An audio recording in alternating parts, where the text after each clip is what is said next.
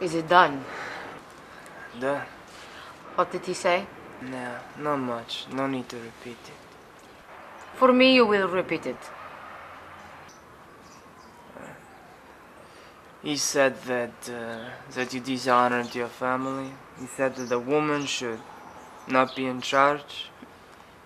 And he picks death over exile. So he thinks a woman should not be in charge.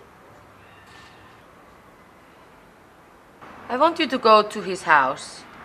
I want you to take his eldest daughter, and I want you to bring her downtown to the brothel with the other girls.